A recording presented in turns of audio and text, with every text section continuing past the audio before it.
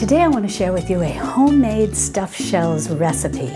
It's very easy to make thanks to a 1-minute tomato sauce. Hi sweet friends, I'm Mary and welcome to Mary's Nest, where I teach traditional cooking skills for making nutrient-dense foods like bone broth, ferment, sourdough, and more. So if you enjoy learning about those things, consider subscribing to my channel and don't forget to click on the little notification bell below. That'll let you know every time I upload a new video. Today I'm participating in a collaboration with my sweet friend Heidi over at Rain Country Homestead, and I'll be sure to put a link to her channel in the iCards and in the description below, and I'll also put a link to her channel in a pinned comment, because I know some of you have told me, depending on what device you're working on, that you may not be able to see the iCards or open the description, so there'll definitely be a link in a pinned comment as well. Now this is a pantry challenge. It's a food storage pantry challenge.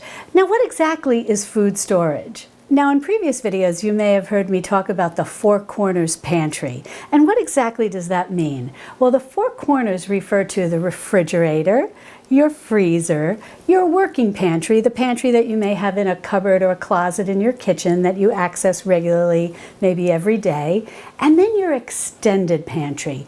Now what is your extended pantry? Now the extended pantry is that part of your pantry where you store your food storage. You store those things that have longer or extended shelf lives.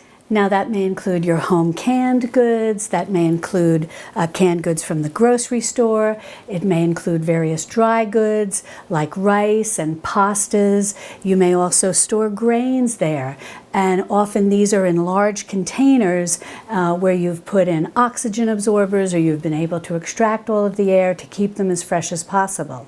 And an extended pantry, your food storage pantry, comes in very handy because it allows you a space where you can put goods that you've home canned or that you get on sale at the grocery store. And it's for those things you may want to buy in bulk because you can buy them at reduced prices. And these foods in your extended pantry, your food storage, can come in very handy for many reasons. It could be bad weather, it could be job loss, it could be illness. Whatever the case may be, you know that you have backup food so that nobody's going to go hungry in an emergency. Now today I'm going to make stuffed shells because I keep a lot of pasta in my extended pantry, plus I have canned tomatoes. And I'm also going to be using homemade ricotta cheese. And if you'd like to learn how to make homemade ricotta, it's actually an easy homemade ricotta. It's a little bit of a shortcut. I'll be sure to link to that video in the iCards and in the description below. And before we get started, I just want to mention, if you'd like to participate in this collaboration, be sure to head over to Heidi's channel, where she'll have a playlist that you can add your food storage pantry challenge video to. Now the first thing that you're going to want to do is start with a 1-pound box of large pasta shells. They're often labeled jumbo shells at the grocery store. Then you're going to want to get a large stock pot, at least 4 quarts in size. The larger the better, because the more hot water, the boiling water that the pasta has to circulate in, the better that it'll cook and the less likely that it'll stick together. So get at least a 4-quart stock pot, fill it with water, bring it up to a boil, and once you bring it up to a boil, add in a tablespoon of salt. You want to make sure your water is well salted. And once you bring your water up to a boil and have added in your salt, now you're going to go ahead and add in your jumbo shells into the boiling water and give them a little stir just to make sure that nothing sticks together and any shells that may one shell be in the other become loosened and that they're really circulating nicely in your boiling water. Then you're going to want to cook your pasta shells to al dente, or maybe even a little less than al dente. Look at the directions on the box of shells and see what is the recommended time to cook them. Then what I recommend is check them at the halfway mark. So if the box says 16 minutes, for example, check them at the 8-minute mark. If the shells seem very hard, you can let them go a few more minutes. But if they seem al dente or just slightly underdone al dente, I would recommend that at that point you remove them from the heat and drain them in your sink, and then quickly submerge them into ice cold water. This will serve two purposes. One, it'll stop the cooking, and two, it'll keep them from sticking together. Now, once these are submerged in your ice cold water, you're going to put these aside, and we're going to get started on our sauce. Now, I'm just going to make this sauce in my blender. It's just a plain regular blender. If you've got a high-speed blender, you can do that. If you have a food processor, you can do that. If you want to do this by hand, you certainly can. The only difference is that when you come to the onion and the garlic, you're going to want to grate it so that it's very fine. Now, what you're going to need for this 1-minute homemade tomato sauce is 1 onion chopped. I'm just using a yellow onion. And I've got 4 cloves of smashed garlic here. You can certainly use 1 clove, 2 cloves, whatever you want. You can leave out the garlic too if you want. And then I've got a teaspoon of a fine ground sea salt and a half a teaspoon of coarsely ground black pepper. And then I've got 3 pint-sized jars of crushed tomatoes. If you're using canned tomatoes from the grocery store, I think the cans are like around 15 ounces or something like that. You'll want 3 cans of crushed tomatoes. If you want to use the real big cans of the crushed tomatoes, which are maybe around 28 ounces, you'll need 2 cans of crushed tomatoes. Now, you're going to have more crushed tomatoes than if you're just using the 3 pints or the 3 store-bought smaller cans, but that's okay. This is not an exact science. It's just home cooking, and if you have a little more sauce, it's going to be fine, and the ingredients that you have that you're adding in are going to work fine too. And if you don't have crushed tomatoes, you can certainly use canned whole tomatoes, or you can purchase whole tomatoes that are in the can. I just happen to have crushed tomatoes canned, so that's what I'm using. But whole or crushed is fine. And if you can find those that are the Italian plum, those are going to be your most flavorful for a sauce. You might see them labeled Italian plum or something like that, or the particular variety of wonderful Italian plum tomatoes, which is the San Marzano. So if you find those in the can, definitely get those. Now, the reason why this is a 1-minute tomato sauce is we are going to just blend this up, and then we're going to use this directly in the baking pan where we're going to put our stuffed shells, and the sauce will cook along with the shells. We're not going to cook the sauce separately on the stove for 25 or 30 minutes. So this is a big time saver, and it really works great. You're not going to notice the difference. And the secret is because we're going to be grating, here we're blending, but if you're hand grating, all the pieces of garlic and all the pieces of onion are going to be very small, so they're going to cook very quickly. All we're going to do is just go ahead, and I'm going to put the garlic in first so it's right down there on the bottom and gets a good chopping. And then we'll go ahead and we'll put in our onion and then our salt and pepper. And the only other thing we're going to need in addition to the tomatoes is a couple of tablespoons of olive oil. And I'm just going to go ahead and measure this out right here and put in 2 tablespoons of a nice extra virgin olive oil. Now, these have been canned with a little basil. If you want at this point, you can add in some Italian seasoning if you have that you've purchased, or if you made it with us in a previous video where we did the 10 seasoning blends, which I'll link to in the iCards and in the description below. But I generally don't put a lot of seasoning in this particular tomato sauce, and the reason is I really want the flavor of the cheeses in the stuffed shells to be the star of the show and to really come through and just have that wonderful, rich, creamy flavor and not be overpowered with oregano or Italian seasoning or dried basil, whatever you might want to add in. This is just tiny little bits of fresh basil that are in with the tomatoes, so it's really not very noticeable. So I'm just going to go ahead and pour this into the blender. Now, I don't want to overfill my blender, so I'm going to puree this first, and then I'll set that aside, and I'll just puree my last jar of tomatoes and then add that in with this original puree. And now I'll go ahead and give this a whirl, and you just want to watch it. If you feel that you need to stop it and scrape down the sides periodically, by all means do that. We're going to want to probably puree this for anywhere from 30, depending on what kind of blender you're using or food processor, you're going to want to puree this about 30 to 60 seconds so that the onions and the garlic have really been finely, basically pulverized. Alrighty, and now we'll get ready to give this a whirl. Well, I whirled these for about 60 seconds. I had to think about that for a minute. 60 seconds. And now what I'm going to do is just put this back on the blender. I'm going to clean that lip and I'm going to pour these in and pulverize them. They're crushed tomatoes, but they're not, pulverized. And so I'm going to just clean that lip, as I said, whirl these around, and then I'll add them into here. Well, now that only took a few seconds since we weren't having to worry about pulverizing the onions and the garlic. And I just wanted to mention that if you're new to home canning, I have a very detailed step-by-step video on water bath canning these crushed tomatoes. And I'll be sure to link to that in the iCards and in the description below. And water bath canning can be a really great place to start if you're new to canning. It's a little less intimidating than pressure canning. And the nice thing is you can water bath can tomatoes.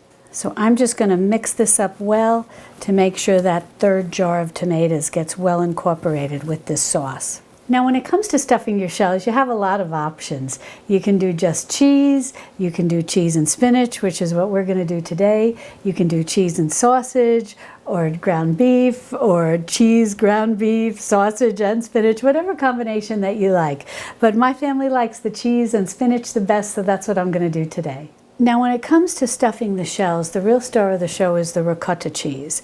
And you can, as I said, use a homemade ricotta cheese, or if you're buying it at the grocery store, they usually sell a whole milk ricotta cheese or a part skim ricotta cheese. You can use either one. Now next, I like to add in fresh mozzarella because I really like to keep the interior or the stuffing of the shell very creamy.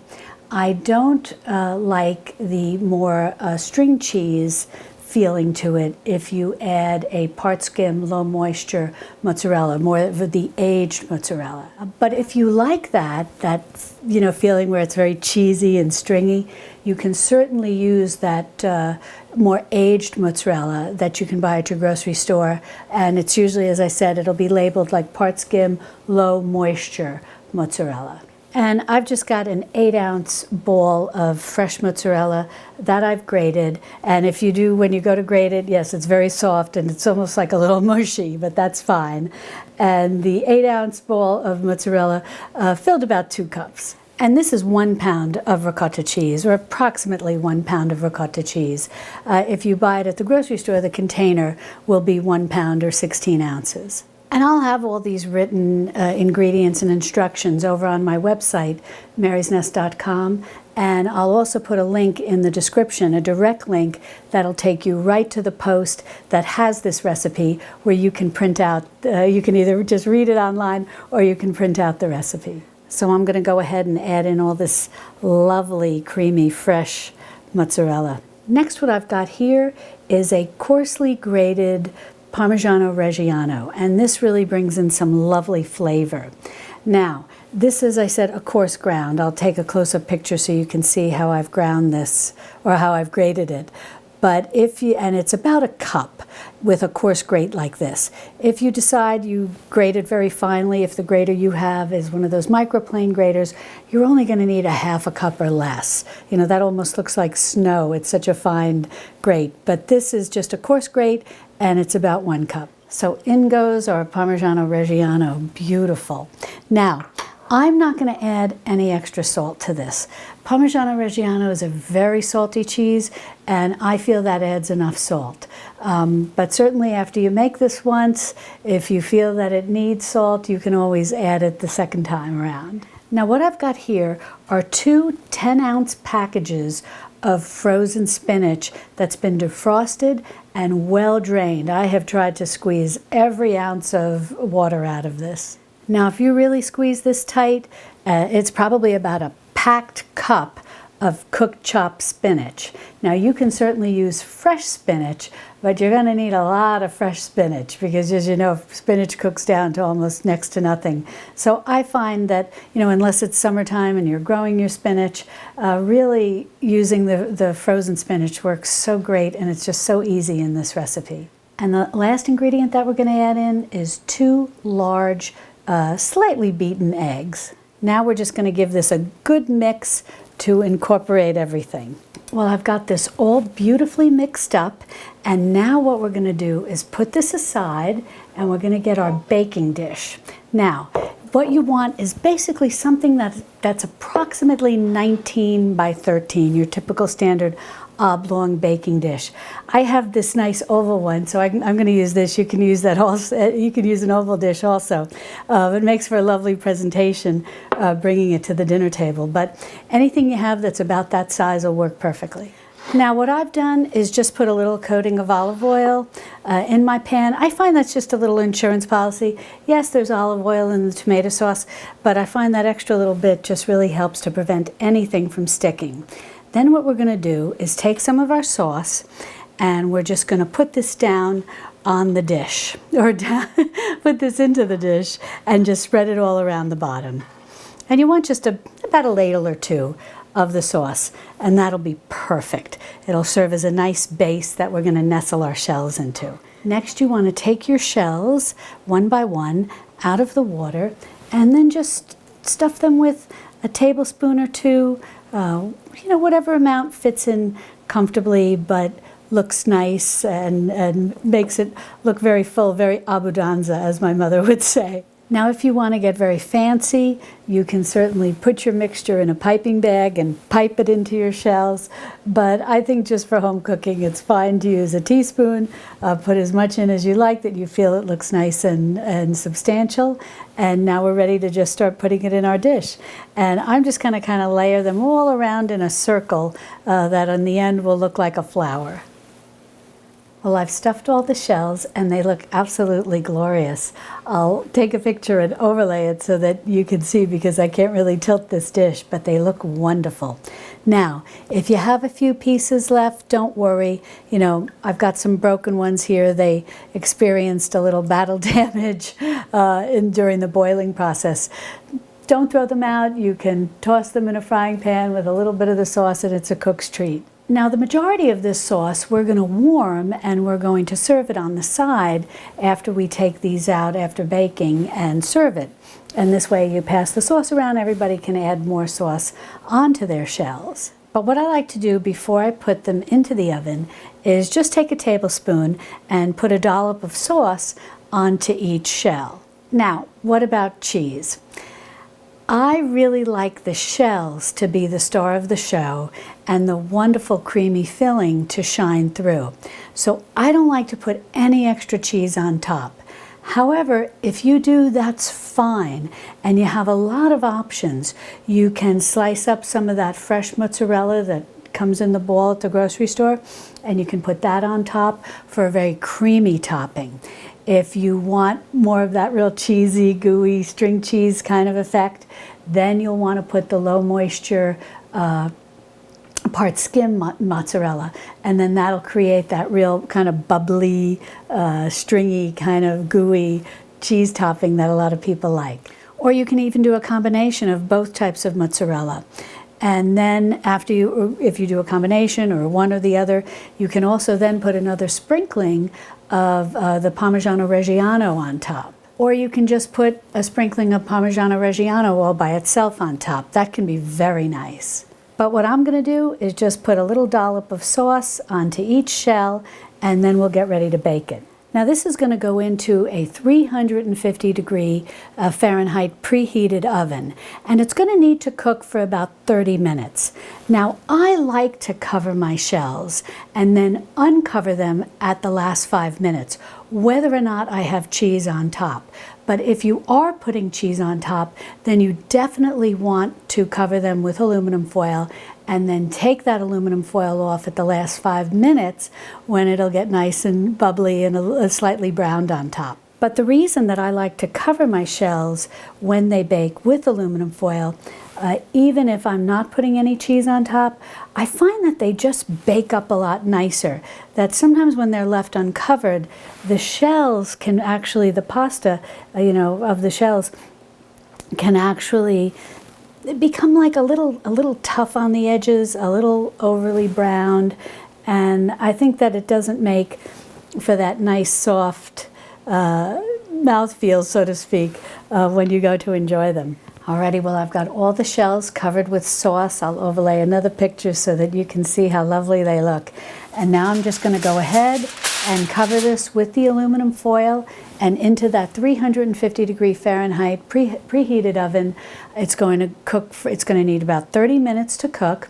And at 25 minutes, I'll check it, I'll remove the foil, and let it just get a little bubbly in those last 5 minutes. Now, while those shells are baking in the oven, I just want to talk to you about this apron. Now, I plan on doing another video where I share with you all about my apron collection because I've gotten so many questions about my aprons. But specifically, I've gotten a lot of questions about this apron. And I actually purchased this apron from Heidi, who I'm doing this collab with over at Rain Country Homestead. And she has an Etsy shop by the same name, Rain Country Homestead. And I'll put a link to it in the description below. And if you head over there and you don't see any aprons, don't worry, they sell out very quickly. But you can contact her and you can ask her if she's got any aprons in the making, so to speak. Or if you want a special order one, like I did this, I wrote to her after I had purchased another apron. And I liked it so much, I wrote to her and said, do you have any fabric with cardinals? And she said, oh, I do. And so I special ordered this, and she's happy to do that. So definitely head over to her Etsy shop and take a look around. Well, this was in the oven at 350 for about 25 minutes, and then I uncovered it and let it go another 5 minutes, and it looks glorious. So what I'm going to do is take a couple of shells, we'll put them on a plate, and I'll show you how I like to top them and get ready to serve them. Well, I've got 2 on the plate here, and now what I like to do is once they're cooked, take a little bit of freshly grated Parmigiano Reggiano, and then a little fresh parsley here. This is Italian flat leaf parsley. If it's in season, you could use some fresh basil if you've got that in your garden, but I've just got some flat leaf Italian parsley here, and it just looks glorious. Let's give it a taste. Well, this just slices so beautiful. It's so tender, and it just already feels so light and fluffy. And I'll take a picture of the shells up close so that you can see them. But this combination is just beautiful. We'll give it a taste. So delicious. The ricotta and the fresh milk mozzarella, it's just a wonderful combination, and that little bit of parm that really just helps boost up the flavor. These are delicious. They're light and flavorful, and the shells with the filling are the star of the show. So I really hope that you'll give these a try. And don't forget to head on over to Heidi's channel and see what she's making with her food storage. And if you'd like more pantry challenge recipes like this, be sure to click on this video over here, and I'll see you over there in my Texas Hill Country kitchen. Love and God bless.